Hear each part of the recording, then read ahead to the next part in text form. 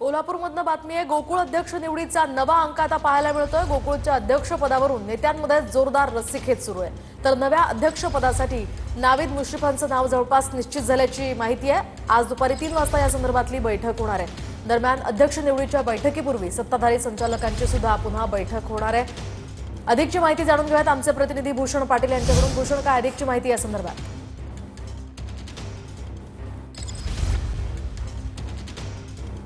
अवघे काही तास शिल्लक असताना याबाबतचा सस्पेन्स देखील अजूनही कायम असल्याचं पाहायला मिळतंय। काल आपण बघितलं गोकुळच्या नेत्यांची जिल्हा बँकेमध्ये बैठक झाली आणि त्यानंतर त्यांनी स्पष्टपणे सांगितलेलं होतं की 3 वाजता जी बैठक होणार आहे त्या ठिकाणी बंद पाकिटातून नव्या अध्यक्षाचं नाव येईल आणि त्यालाच सर्वांना संमती द्यावी लागणार आहे। मात्र हे जरी नेत्यांनी सांगितलं असलं तरी नवा अध्यक्ष कोण असणार यावरून आता नेत्यांमध्ये देखील रस्सीखेच सुरू झाल्याचं पाहायला मिळतंय। या सगळ्या संचालक मंडळाच्या बैठकीआधी नेत्यांची देखील एक बैठक पार पडलेली आहे आणि ज्यामध्ये जोरदारपणे रस्सीखेच सुरू असल्याचं पाहायला मिळते आणि यामध्ये नाविद मुश्रीफ यांचं नाव जवळपास निश्चित होत आहे। त्यांच्या नावाला काही जणांनी काही नेत्यांनी आक्षेप देखील घेतला किंवा त्याबद्दल नाराजी देखील व्यक्त केली आणि या बैठकीमधून काही महत्त्वाचे नेते नाराज होऊन बाहेर देखील पडल्याची खात्रीलायक सूत्रांची माहिती आहे। आणि एकूणच जर आपण बघितलं तर शशिकांत पाटील चोईकर यांचं नाव गेल्या 5 ते 6 दिवसापासून नव्या अध्यक्षपदासाठी जवळपास निश्चित मानलं जात होतं। मात्र गेल्या 2 दिवसापासून ज्या काही घडामोडी मुंबईमध्ये घडल्या आणि त्यानंतर थेट मुख्यमंत्र्यांपासून ते राज्यातील वरिष्ठ नेत्यांनी या सगळ्या अध्यक्ष निवडीमध्ये लक्ष घातल्यामुळे या सगळ्या